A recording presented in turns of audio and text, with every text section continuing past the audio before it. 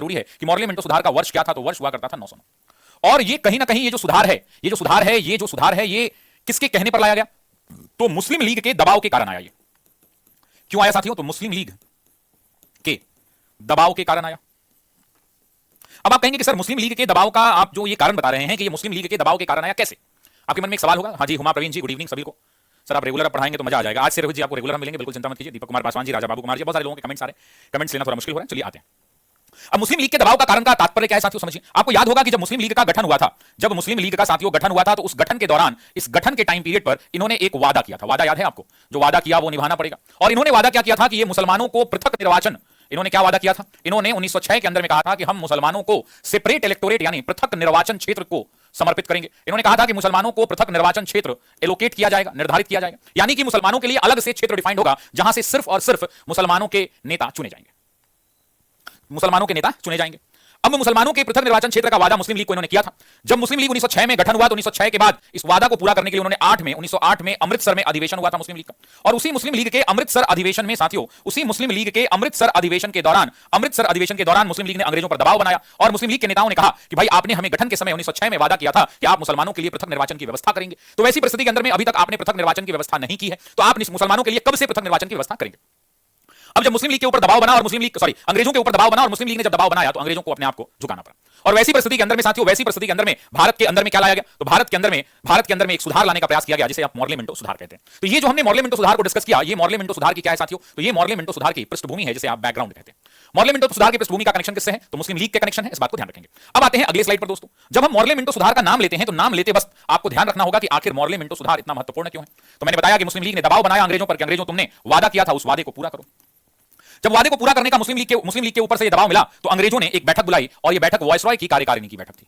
उस समय आपको पता है कि उस समय भारत के वायसरॉय कौन थे साथियों? तो उस समय वायसरॉय लॉर्ड कर्जन जा चुके थे, और लॉर्ड कर्जन के आने के बाद साथियों लॉर्ड मिंटो जो है भारत के वायसरॉय हुआ करते थे। और आपको पता ही है लॉर्ड मिंटो के अलावा भारत के राज्य सचिव कौन हुआ करते थे, जिसे आप सेक्रेटरी ऑफ स्टेट कहते हैं। इनका कार्यालय लंदन में हुआ करता था, मैंने आपको पढ़ा रखा है। उस समय भारत के राज्य सचिव कौन हुआ करते थे? तो मॉर्ले हुआ करते थे। और मॉर्ले और मिंटो ने साथ बैठकर साथियों साथ बैठकर एक मॉडल डिजाइन किया, एक कानून बनाया, एक रिपोर्ट तैयार की, और उस रिपोर्ट का नाम दिया गया भारत परिषद अधिनियम 1909। भारत परिषद अधिनियम 1909।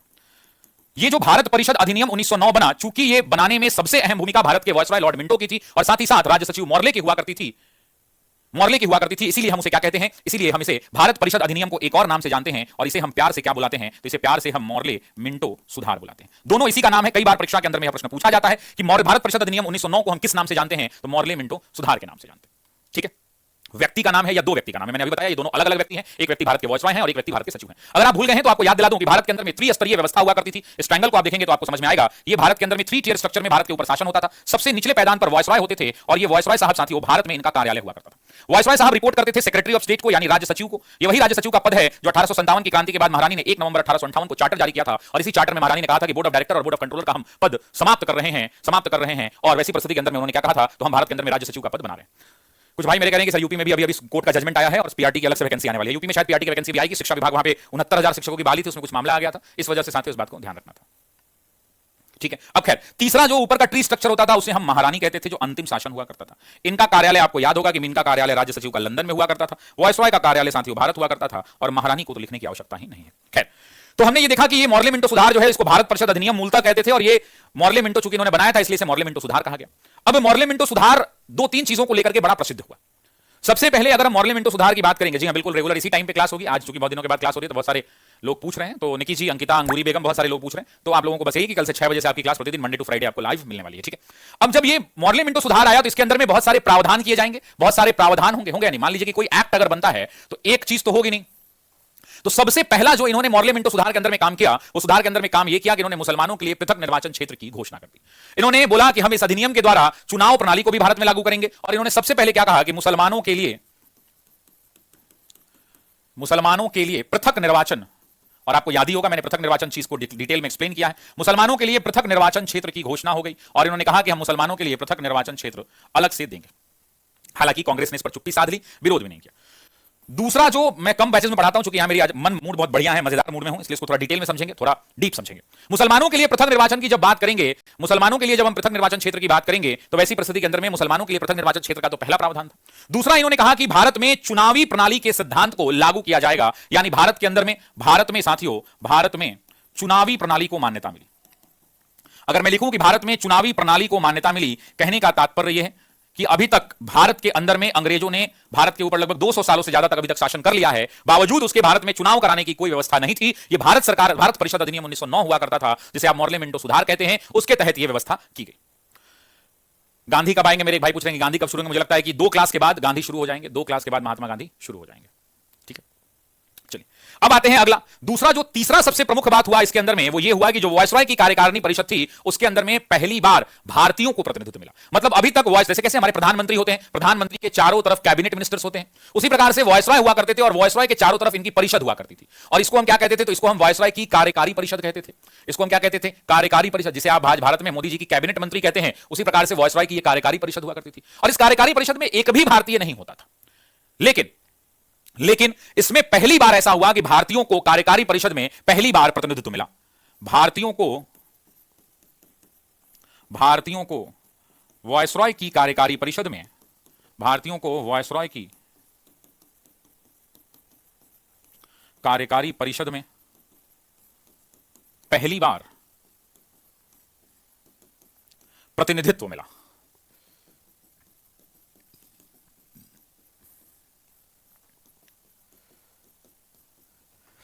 अब चौथे पॉइंट की बात कर लें।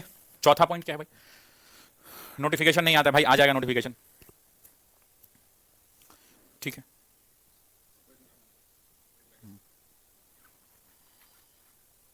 ठीक है, अब आते हैं, तो ये चौथी महत्वपूर्ण बात क्या थी। तो चौथी महत्वपूर्ण बात ये थी कि केंद्रीय और विधान परिषदों के अंदर में भी सदस्यों के अधिकार जो हैं वो सीमित कर दिए गए और भारतीयों को अधिकार मिला।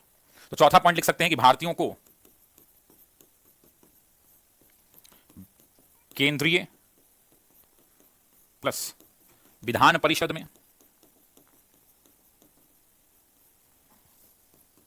सीमित अधिकार मिला। यहां से एग्जाम के लिए 3 पॉइंट बड़े महत्वपूर्ण हैं, जिसको हम कहते हैं पॉइंट नंबर 1, ये एग्जाम का डायरेक्ट क्वेश्चन होता है। पॉइंट नंबर 2, ये भी डायरेक्ट क्वेश्चन होता है। पॉइंट नंबर 3, ये भी डायरेक्ट क्वेश्चन होता है कि मुसलमानों के लिए पृथक निर्वाचन क्षेत्र की बात, साथ ही साथ इसके अलावा भारत में चुनावी प्रणाली को मान्यता, और तीसरा, भारतीयों को वायसराय की कार्यकारी परिषद में प्रतिनिधित्व मिला। जब ये प्रतिनिधित्व मिला तो भारत के अंदर में एक अजीब तरह का वातावरण हो गया। भारत के अंदर में तुष्टीकरण की राजनीति हो गई, और हिंदू और मुसलमानों का जो बंटवारा मुस्लिम लीग और बंगाल विभाजन के टाइम पीरियड पर हुआ था, वो और ज्यादा मुहर हो गया, और ज्यादा प्रखर हो गया। और मॉर्ले मिंटो सुधार ने मुसलमानों को एक अलग से भारत में संजीवनी बूटी दे दी।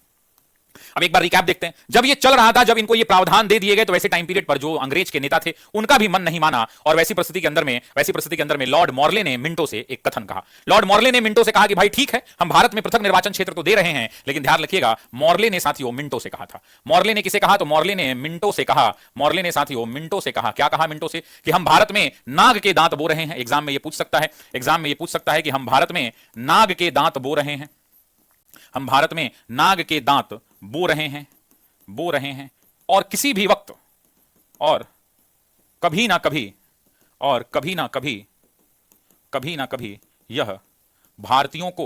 यह भारतीयों को जरूर डसेगा। कभी ना कभी यह भारतीयों को जरूर डसेगा। यह पहला स्टेटमेंट है साथियों। और यह कथन किसने कहा है, तो यह कथन किसने कहा साथियों, तो यह कथन कहा है मॉर्ले ने। किससे कहा है, तो मिंटो से कहा है। इसी के ऊपर महात्मा गांधी ने एक स्टेटमेंट दिया है साथियों। महात्मा गांधी ने क्या कहा, महात्मा गांधी को जब इसकी सूचना मिली, इस समय महात्मा गांधी दक्षिण अफ्रीका में थे, और महात्मा गांधी ने इस पर टिप्पणी करते हुए एक बात कही। महात्मा गांधी ने कहा कि यह भारत में सांप्रदायिकता का पहला बीज है। महात्मा गांधी ने कहा कि यह भारत में सांप्रदायिकता का पहला बीज है, और इसने हमारा सर्वनाश कर दिया। तो महात्मा गांधी के 2 कथन हैं। पहला, यह भारत में सांप्रदायिकता का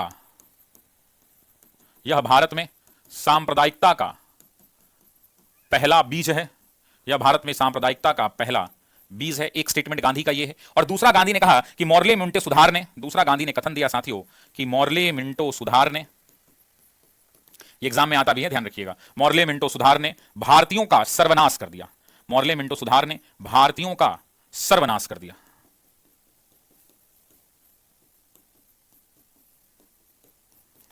ये दोनों के दोनों कथन किसके हैं साथियों? तो ये दोनों के दोनों स्टेटमेंट जो हैं, ये दोनों के दोनों स्टेटमेंट महात्मा गांधी के हैं, इस बात को ध्यान रखिएगा। पहला कथन है मॉर्ले ने मिंटो से कहा था और दूसरा कथन है महात्मा गांधी का। ठीक है जी, अगर ये सबको क्लियर है तो एक बार कमेंट बॉक्स में कह दीजिए कि यस सर क्लियर है। अगर आपका ये क्लियर है तो फिर हम लोग आगे बढ़ेंगे और आगे बढ़ के बहुत सारी नई नई बातें हम करने वाले हैं।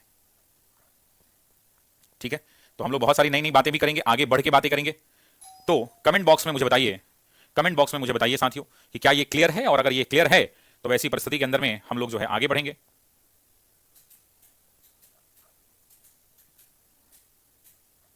बिल्कुल, तो सभी लोगों के मैसेज आने लगे हैं और सभी लोगों ने कहा कि यस सर क्लियर है, यस सर क्लियर है। ठीक है, चलिए जब क्लियर है तो फिर हम आगे बढ़ते हैं। यस सर क्लियर है, तो सभी लोगों का कमेंट आने लगा है कि यस सर क्लियर है। तो अगर भाई क्लियर है तो चलिए नेक्स्ट टॉपिक की ओर आगे बढ़ते हैं। और अगला टॉपिक जो है वो है दिल्ली दरबार, जिसकी हम आगे बातचीत आपसे करेंगे। आगे जो टॉपिक हम पढ़ने वाले हैं, इस टॉपिक को हम क्या कहते हैं? तो साथियों इस टॉपिक को हम लोग दिल्ली दरबार के नाम से जानते हैं। कि ये दिल्ली दरबार, इसका नाम क्यों पड़ा? Why we call it as a Delhi Darbar, हम इसे दिल्ली दरबार क्यों कहते हैं, इसका रीजन क्या है? इन दोनों के बारे में हम लोग बातचीत करेंगे, इन दोनों के बारे में हम लोग बातचीत करेंगे। ठीक है, तो चलिए हम दिल्ली दरबार की बातचीत करते हैं और दिल्ली दरबार के अंदर में हम आगे की बातचीत को करेंगे। लेकिन एक बात और समझने की आवश्यकता है कि आखिर दिल्ली दरबार का नाम दिल्ली दरबार क्यों पड़ा? दिल्ली दरबार का नाम दिल्ली दरबार क्यों पड़ा भाई? आइए समझते हैं। सबसे पहले ये दिल्ली दरबार की पृष्ठभूमि क्या है? क्या ये दिल्ली दरबार पहली बार आयोजित हुआ? नहीं, ऐसा बिल्कुल भी नहीं है। इसकी शुरुआत मूलतः, इसकी पृष्ठभूमि यह है कि इसकी शुरुआत 1877 ईस्वी में, 1887 ईस्वी के अंदर में लिट्टन ने इसकी शुरुआत की। लॉर्ड लिट्टन ने इसकी शुरुआत की। लॉर्ड लिट्टन, आपको याद होगा मैंने बताया था, यह एक दमनकारी शासक हुआ करता था, वायसरॉय। लॉर्ड लिट्टन ने इसे शुरू किया। मामला सिर्फ इतना हुआ करता था मेरे दोस्तों कि 1877 के अंदर में आपको पता है कि ये क्या मनवाना चाहता था? ये दो काम था। ये भारत पर कब्जे को बरकरार रखना चाहता था।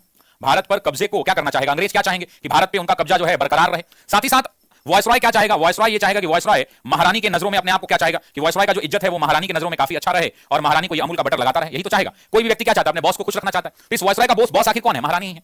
तो इसी महारानी को खुश रखने के लिए साथियों लॉर्ड लिट्टन ने एक दिमाग लगाया। और लॉर्ड लिट्टन ने क्या किया? लॉर्ड लिट्टन ने कहा कि जब जब ब्रिटेन के अंदर में सत्ता का परिवर्तन होगा, यानी जब जब इन्होंने कहा कि जब जब ब्रिटेन में गद्दी के शासक बदलेंगे, जब जब ब्रिटेन में गद्दी के शासक बदलेंगे, यानी क्या? राजा और रानी बदलेगा, गद्दी के शासक। जब जब ब्रिटेन में गद्दी के शासक, यानी क्या? ब्रिटेन का राजा और रानी, राजा और महारानी की बात कर रहा है। इसने कहा कि जब जब ब्रिटेन में राजा और महारानी यानी गद्दी के शासक बदलेंगे तब तब भारत में उनके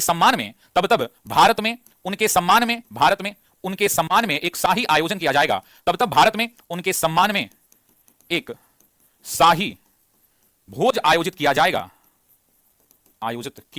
और साथियों इसी शाही भोज को हम क्या कहते हैं? दिल्ली दरबार कहते हैं। लॉर्ड लिट्टन ने यह कानून बना दिया कि जब जब ब्रिटेन की गद्दी के शासक यानी ब्रिटेन में राजा महाराजा जब जब बदलेंगे तब तब वैसी परिस्थिति के अंदर में भारत में उनके सम्मान में एक शाही भोज का आयोजन किया जाएगा। और इसी शाही आयोजन को नाम क्या दिया गया? तो साथियों इसी शाही आयोजन को क्या कहा गया? तो इसी शाही आयोजन को दिल्ली दरबार कहा गया। इसी शाही आयोजन को दिल्ली दरबार कहा गया। मूलतः अगर हम बात करें तो यह एक प्रकार का शाही आयोजन होता है। शाही आयोजन का मतलब हाथी घोड़ा पाल की पूरा खाने पीने का बढ़िया व्यवस्था। साथ ही साथ इसे जो है इंपीरियल दरबार के नाम से भी जाना जाता है। बहुत बार एग्जाम में क्वेश्चन आ जाएगा कि इंपीरियल दरबार का आयोजन कितनी बार किया गया था। तो आप ऑफिसर एकेडमी के छात्र हैं तो बिल्कुल भी ऐसा नहीं होना चाहिए कि आपको पता ना हो कि किसको हम इंपीरियल दरबार कहते हैं। तो वैसी परिस्थिति के अंदर में इसी दिल्ली दरबार को शाही आयोजन कहते हैं। इसी दिल्ली दरबार को शाही दरबार के नाम से जाना जाता है, शाही दरबार के नाम से जाना जाता है। और साथ ही साथ इसी दिल्ली दरबार को इंपीरियल दरबार के नाम से भी जाना जाता है। अब ये तो कॉन्सेप्ट समझ में आ गया कि जब जब ब्रिटेन में गद्दी के शासक बदलेंगे तब तब जो है ये कहानी होगी। अब मामला क्या था भाई? मामला क्या था उसको समझने का प्रयास करते हैं। दिल्ली दरबार के बारे में दो बातें और जान लेते हैं कि भारत में अगर कुल दिल्ली दरबारों की बात करें तो भारत में साथियों कुल 3 आयोजन किए गए थे। कुल कितनी बार आयोजन हुए थे? तो 3 बार आयोजन हुए थे। एग्जाम में पूछेगा कि भारत में कुल कितनी बार दिल्ली दरबार मनाया गया या दिल्ली दरबार आयोजित किया गया, तो आप क्या कहोगे साहब? आप कहोगे कि भारत में कुल 3 बार दिल्ली दरबार का आयोजन हुआ। अब सवाल उठता है कि क्या किस वर्ष में हुआ? तो सबसे पहले समझेंगे 1877 में पहली बार हुआ। और पूछेगा एग्जाम में आपसे इस समय भारत के वायसरॉय कौन थे? तो जरा सभी लोग ध्यान देना, इस समय वायसरॉय लॉर्ड लिट्टन हुआ करते थे। वायसरॉय साथियों लॉर्ड लिट्टन हुआ करते थे और वर्ष हुआ करता था 1877। दूसरा कब हुआ? तो 1903 के अंदर में दूसरी बार इसका आयोजन हुआ। और इस समय कौन थे? तो आपको ही पता है कि भारत के वायसरॉय लॉर्ड कर्जन हुआ करते थे, लॉर्ड कर्जन। और तीसरी बार अगर बात करें तो 1911 के दौरान हुआ। यही क्वेश्चन इस बार एग्जाम में भी आया था। लॉर्ड हार्डिंग जिसको हम लोग कहते हैं, लॉर्ड हार्डिंग मिलता है, कहीं कहीं लॉर्ड हार्डिंग द्वितीय भी लिखा रहता है। जनरली जो है ये लॉर्ड हार्डिंग ही मिलता है, लॉर्ड हार्डिंग द्वितीय। अब समझिए, तो आपके मन में एक सवाल होना चाहिए कि शशि सर फिर ये 3 बार जब दिल्ली दरबार हुआ तो आपने पहले वाले के बारे में कुछ नहीं बताया, दूसरे वाले के बारे में कुछ नहीं बताया और सीधा जो है 1911 में बता रहे हैं लॉर्ड हार्डिंग के बारे में। ऐसा क्यों भाई? ऐसा छात्रों इसलिए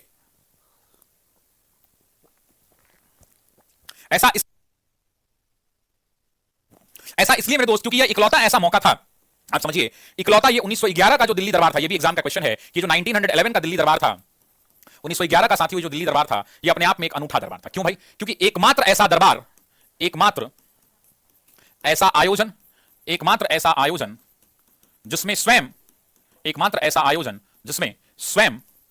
ब्रिटेन के राजा भारत आए थे, ब्रिटेन के राजा भारत आए थे, ब्रिटेन के राजा भारत आए थे। मतलब कहने का तात्पर्य यह है कि जब पहली बार दिल्ली दरबार का आयोजन हुआ कोई भारत नहीं आया, आया मतलब कहने का तात्पर्य कि वायसराय ने कहा कि हाँ ठीक है हम राजा वहां बदल गए हैं तो हम लोग इनको भोज दे देते हैं। दूसरी बार हुआ कि राजा वहां बदल गए हम लोग भोज दे देते हैं। तीसरी बार इसलिए महत्वपूर्ण है क्योंकि स्वयं ब्रिटेन के राजा भारत आए थे। अब आपके मन में एक सवाल आना चाहिए कि सर इस समय ब्रिटेन के राजा थे कौन?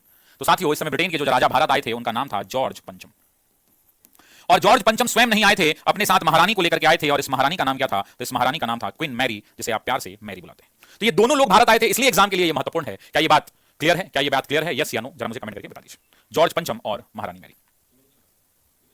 बहुत नीट तो नहीं है, चलिए। तो जॉर्ज पंचम और महारानी मैरी थी।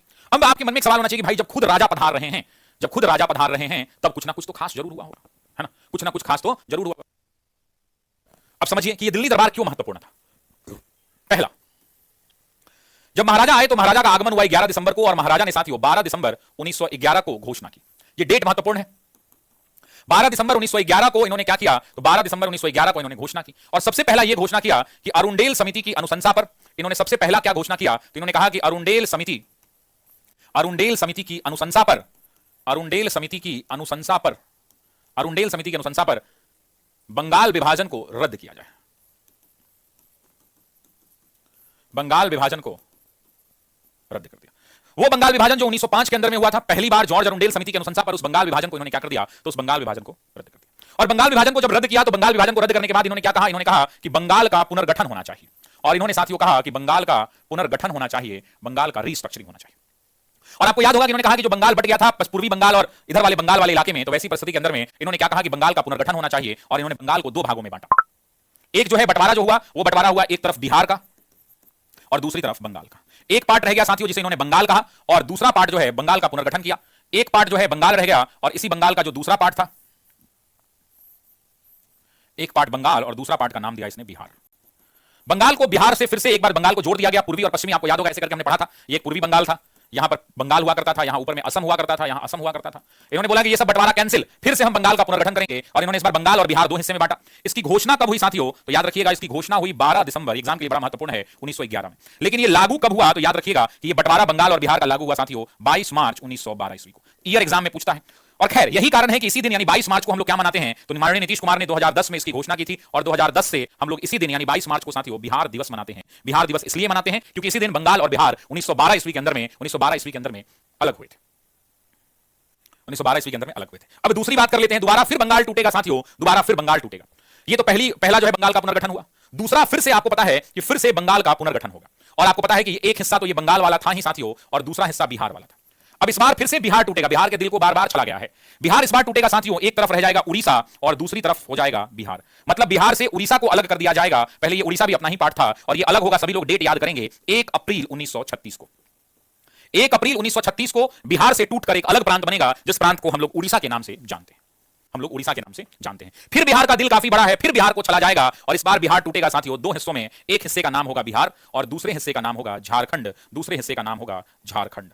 और ये बंटवारा जो होगा, ये बंटवारा होगा साथियों 15 नवंबर, सभी लोग ध्यान रखेंगे, 2000 ईस्वी को बिहार का दिल फिर तोड़ा जाएगा और फिर बिहार दो हिस्सों में बंट जाएगा। एक हिस्सा होगा साथियों जिसे आप कहेंगे बिहार और एक दूसरा हिस्सा होगा जिसे आप कहेंगे झारखंड। खैर, तो पहला पॉइंट आपको ध्यान रखना है कि महाराजा आए और अरुंडेल समिति की अनुशंसा पर उन्होंने बंगाल के विभाजन को पूर्णतः रद्द कर दिया।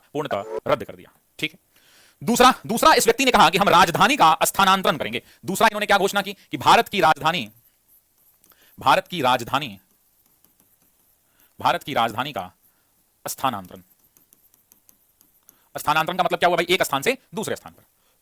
यह दूसरी बड़ी घोषणा थी। बिल्कुल, क्लास आपको रेगुलर मिलेगी, आप चिंता मत कीजिए, पढ़िए। अब भारत की राजधानी का स्थानांतरण हुआ तो आपको ही पता है कि भारत की राजधानी पहले कहां हुआ करती थी? कलकत्ता हुआ करती थी।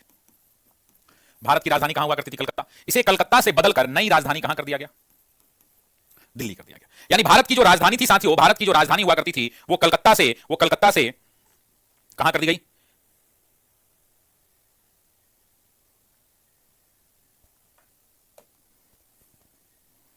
चलिए ठीक है। तो भारत की राजधानी साथियों कलकत्ता से दिल्ली कर दी गई। और आपको पता है आगे चलकर ये दिल्ली से राजधानी नई दिल्ली हो जाएगी। खैर, इस दिल्ली वाली भी राजधानी की एग्जाम में आपसे पूछता है कि इसकी घोषणा कब हुई? तो साथियों घोषणा हुई थी इसको 12 दिसंबर 1911 को। ब्रिटेन के राजा जॉर्ज पंचम ने इसको कहा कि हम राजधानी को दिल्ली हटा रहे हैं, कलकत्ता से दिल्ली ले जा रहे हैं। जबकि ये लागू कब हुआ? तो लागू हुआ 1 अप्रैल 1912 को। 1 अप्रैल 1912 को भारत की राजधानी कलकत्ता से बदलकर दिल्ली कर दी गई। अब दोनों ही फैसले के पीछे सोची समझी रणनीति हुआ करती थी। थोड़ा कॉन्सेप्ट समझिएगा। पहला यह फैसला था जो बंगाल के विभाजन का था। आप समझिए कि बंगाल विभाजन का मूल उद्देश्य क्या था। जब हमने बंगाल विभाजन को पढ़ा था तो वहां मैंने आपको क्या बताया था? वहां मैंने आपको बताया था कि हिंदू मुस्लिम एकता को कमजोर करना। दूसरा हमने बताया था कि धर्म के आधार पर लोगों को बांट देना। पूर्वी बंगाल का इलाका मुस्लिम बहुल इलाका, इधर वाला इलाका हिंदू बहुल इलाका। भारत के अंदर में राष्ट्रवाद की भावना को कमजोर करना, भारत के राष्ट्रीय आंदोलन को कमजोर करना। यही उद्देश्य था बंगाल विभाजन का मूल था शुरुआती दौर में। तो मुझे एक बात बताइए कि पति और पत्नी का तलाक करा दीजिए 1905 में, और 7 साल बाद आप उसी पत्नी पति को कहिए कि तुम लोग एक साथ रहो, तो दोनों टेंशन में रहेगा कि भैया क्या हुआ होगा उन 7 वर्षों के अंदर में, है ना? तो मेरे कहने का तात्पर्य यह है कि बंगाल जिसको आपने अलग अलग बांट दिया, 1905 में बांटा, 1905 बीता, 6 बीता, 7 बीता, 8 बीता, 9, 10, 11, 12, 11 के दिसंबर में आके आप कह रहे हैं कि नहीं गलती से बंटवारा हो गया था, तुम लोग फिर गले मिल जाओ। तो ऐसा संभव है क्या? नहीं ना। अगर हम उसको वापस ही ले लेते हैं, ये बंगाल विभाजन का फैसला वापस ही ले लेंगे, तो उससे कोई फर्क पड़ेगा क्या? एक बार दिल टूट गया तो टूट गया। तो ये तो इसके वापस लेने से भी कोई फायदा नहीं है। लोगों के मस्तिष्क को तो आपने बांट दिया, लोगों के सोच को तो आपने बांट दिया। भारत में बांटो और राज करो की राजनीति को आपने मजबूत कर दिया। हिंदू और मुसलमानों में आपने खाई पैदा कर दी। तो अब उसको वापस ही आप ले लेंगे तो उससे क्या फर्क पड़ जाएगा? उससे कोई फर्क नहीं पड़ेगा। उससे कोई फर्क नहीं पड़ेगा। पूरा कॉपी पेस्ट कर रही है हुमा, आप कितना कमेंट कॉपी पेस्ट नहीं किया जाता है, क्या फर्क पड़ेगा? कुछ फर्क नहीं पड़ेगा। तो इस फैसले का वापस लेने से कोई बहुत बड़ा फर्क नहीं है। तो इसकी साजिश आपको समझ में आ गई। दूसरा, राजधानी का स्थानांतरण। समझिए, ये एक बड़ा कॉन्सेप्ट है। आप समझिए कि ये आपका भारत है। आपको पता है कि अखंड भारत है, पहले बांग्लादेश, पाकिस्तान, अफगानिस्तान सब भारत वाला हिस्सा था। अब पहले जो है बंगाल में यहां कलकत्ता राजधानी थी। जब कलकत्ता राजधानी थी और बंगाल विभाजन के बाद, बंगाल का जब विभाजन हुआ साथियों, बंग भंग हुआ, तो बंग भंग के बाद अंग्रेजों ने यहां पर दमनकारी गतिविधियों को शुरू कर दिया। मतलब यहां पर जितने भी लोग थे, जितने भी क्रांतिकारी नेता थे, उन सबको मारना पीटना चालू कर दिया। तो भाई जब क्रांतिकारी नेता को पता चला कि पुलिस लोगों को पकड़ के जेल में डाल रही है, तो लोग क्या करेगा? वहीं बैठा रहेगा क्या? नहीं बैठा रहेगा, वहां से भागेगा। तो कलकत्ता के अंदर में साथियों जब बंग भंग हुआ, तो बंग भंग के बाद दमनकारी गतिविधियां जो हैं, दमनकारी गतिविधियां अचानक से भारत में बढ़ गई। और जब दमनकारी गतिविधियां बढ़ी तो लोग यहां से भागने लगे और माइग्रेशन हुआ क्रांतिकारियों का। तो कुछ क्रांतिकारी महाराष्ट्र चले गए, कुछ गुजरात चले गए, कुछ ये पंजाब के इलाके में चले गए और कुछ पश्चिमी उत्तर प्रदेश के इलाके में चले गए। मतलब यहां से जब क्रांतिकारियों का माइग्रेशन हुआ तो ये महाराष्ट्र का इलाका, ये गुजरात का इलाका, ये पूरा का पूरा पंजाब का इलाका और ये पश्चिमी उत्तर प्रदेश का इलाका, जहां से क्रांतिकारी भाग भाग कर कलकत्ता से, बंगाल से, बिहार से भाग भाग कर इन इलाकों में जाकर छुप गए। अब वैसी परिस्थिति के अंदर में अंग्रेजों ने देखा कि यहां राजधानी रखने से अब कोई फायदा नहीं है। तो एक सोची समझी रणनीति के तहत, ये लॉलीपॉप नहीं है, ये भारत के महाराजा जो है, ब्रिटेन के राजा आकर कोई तोहफा नहीं दे रहे हैं, यहां भी उन्होंने दिमाग लगा दिया है और इन्होंने सोची समझी रणनीति के तहत कलकत्ता से राजधानी उठाया और देखिए इन सबके बीच में यहां दिल्ली में ट्रांसफर कर दिया। दिल्ली कहां है? इन सबके बीच में है। और ये जो दिल्ली में ट्रांसफर किया, ये जो दिल्ली में नया राजधानी ट्रांसफर किया और ये राजधानी हुआ करता था कलकत्ता, तो आपको अब आगे का खेल समझ में आ चुका होगा। पहला रीजन इन्होंने क्या दिया? लोगों को मूर्ख बनाया। अंग्रेजों ने क्या कहा? अंग्रेजों ने कहा कि हमारा उद्देश्य जो है, हमारा उद्देश्य क्या है? तो हम चाहते हैं कि हम ऐसी जगह बैठे जहां से भारत के हर कोने में, यानी यहां नीचे दक्षिण में, यहां इधर जो है बांग्लादेश में, इधर यहां पाकिस्तान में और इधर यहां जम्मू कश्मीर में, चारों दिशाओं में हमारा अच्छे से यहां पे शासन। क्यों? क्योंकि ये केंद्र है। इन्होंने क्या कहा कि यहां से भारत को चलाना बहुत आसान हो जाएगा। मुसलमानों के कान में जाकर फूंक दिया, अरे मुसलमानों, हमने तो तुम्हारा दिल की बात को रखा, हमने तुम्हारे पुरखों की इज्जत रखी, क्योंकि भारत में जितने भी मुस्लिम शासक हुए, जितने भी मध्यकालीन भारत के अंदर में मुस्लिम शासक हुए, मोहम्मद ऐबक से लेकर गौरी, उन सब लोगों ने कहां से शासन किया है? तो दिल्ली से शासन किया है। तो तुम्हारी पुरखों की जमीन से हम उसको सम्मान दे रहे हैं, इसलिए हम कलकत्ता से उठाकर राजधानी को दिल्ली कर रहे हैं। अविनाश भाई एक सवाल पूछ रहे हैं कि सर झारखंड बिहार में मिल सकता है कि नहीं? मेरा मन में घूम रहा है ये सवाल। मिल सकता है भाई, उसके लिए प्रोविजन है। प्रोविजन यही है कि बिहार और झारखंड के विधानसभा के अंदर में एक प्रस्ताव पारित किया जाए और उसके बाद केंद्र की सरकार इस प्रस्ताव पर मुहर लगा दे, वहां संसद में चर्चा हो और संसद इसको मिला दे, तो बिहार में झारखंड का, बिहार में पश्चिम बंगाल, उड़ीसा, उत्तर प्रदेश, उत्तराखंड सब मिल जाएगा। सबके मुख्यमंत्री हमारे माननीय नीतीश कुमार जी होंगे ना, तो मजा आ जाएगा, है कि नहीं? यही आप सुनना चाह रहे थे अविनाश कुमार गुप्ता जी। सुनिए, खैर, तो इन्होंने राजधानी का स्थानांतरण क्यों किया? राजधानी का स्थानांतरण इसलिए किया क्योंकि ये चाहते थे कि भारत के अंदर में यहां का तो हिसाब किताब हमने सेटल कर ही दिया है, अब इनका नजर कहां पे था? तो अब सोचते थे कि ये वाला हिसाब किताब तो सेटल हो गया है, अब यहां रहेंगे तो इस महाराष्ट्र के इलाके में, इस अवध पश्चिमी उत्तर प्रदेश के इलाके में, इस पंजाब और गुजरात के इलाके में जितने भी क्रांतिकारी भाग भाग के आए हैं उनका हम लोग सेटलमेंट कर देंगे। क्या ये बात समझ में आई? Is it clear to everyone?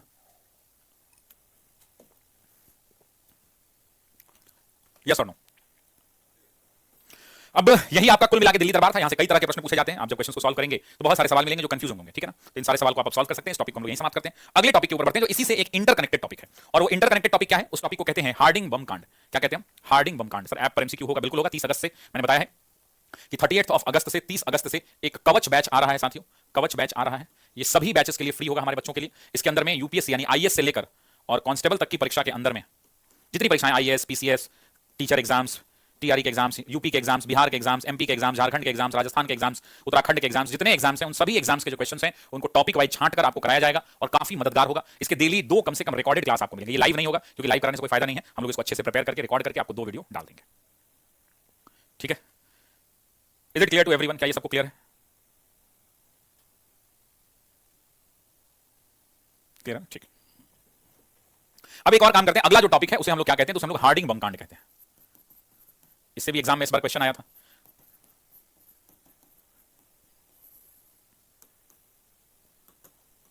सुनिए, हार्डिंग बम कांड का संबंध किससे है? तो इसका संबंध एक टॉपिक पीछे जो अभी हमने पढ़ाया जिसे हम कहते हैं राजधानी का स्थानांतरण। राजधानी का स्थानांतरण से। आपको पता है कि भारत की राजधानी क्या हो गई है भाई? तो भारत की राजधानी कलकत्ता थी पहले, अब कलकत्ता से बदलकर दिल्ली हो गई है। तो मुझे बताइए कि सबसे ज्यादा खुशी किसको हो रही होगी? खुशी हो रही होगी भारत के वायसराय को, भारत को वायसराय को ही खुशी हो रही होगी। ठीक है, सबसे ज्यादा किसको खुशी हो रही होगी? भारत के वायसराय को खुशी हो रही होगी। अब यही इनके साथ खुशी गम में बदल गया। मतलब आप सुनते होंगे ना कभी कभी बारात में लोग नाच रहे हैं और घोड़ा जो है उलट दे किसी को, या कभी कभी सुनते होंगे कि बारात में लोग नाच रहे हैं, कुछ लोग हर्ष फायरिंग करते हैं, खुशी से आकाश में गोली छोड़ते हैं, वो गोली कभी कभी दूल्हे को लग जाती है, कभी कभी दूल्हे के ड्राइवर को लग जाती है, कभी कभी बारात में नाचने वाले को लग जाती है। तो जैसे लोग बारात में खुश होकर गोली चलाते हैं, वैसा ही कुछ गोली चल गया यहां पर। इसी को हम लोग पढ़ेंगे। मामला क्या हुआ समझिए। आप जानते हैं कि भारत में राजधानी का हस्तांतरण की घोषणा की अगर बात करें तो इसकी घोषणा कब हुई मेरे दोस्तों? तो इसकी घोषणा हुई 1911 के अंदर में, 1911 में। इसकी घोषणा हुई 1911 में। और जब घोषणा हुई तो फिर इसको लागू कराने की बात हुई। तो आपको पता है कि लागू हो गया ये 1 अप्रैल 1912 को। जब ये लागू हो गया तो भारत के वायसराय साहब बग्घी पर, घोड़ी पर चढ़कर झूमते हुए गाजे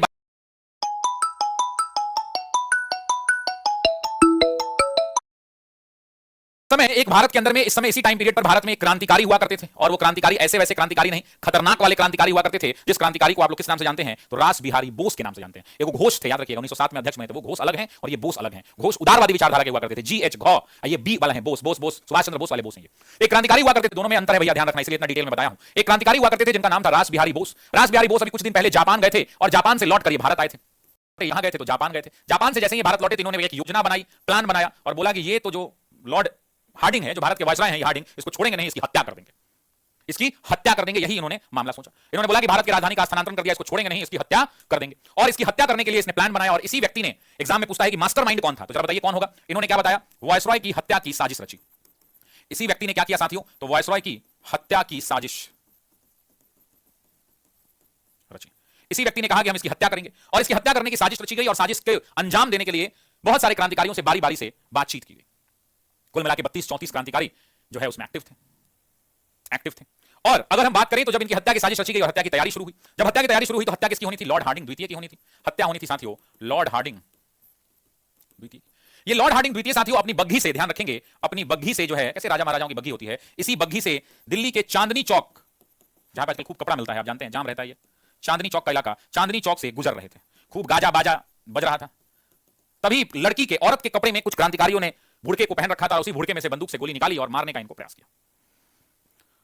और राजधानी के अंदर में दिल्ली के चांदनी चौक से ये गुजर रहे थे, इनकी हत्या का प्रयास किया गया। इन पर जो है गोली चलाई गई, और गोली चलाने में कुल 4 लोग बड़े महत्वपूर्ण थे। इन पर जो है गुजर रहे थे, तभी इन पर गोली चलाई गई, लेकिन ये बाल बाल बच गए। इन पर जो है साथियों गोली चलाई गई, लेकिन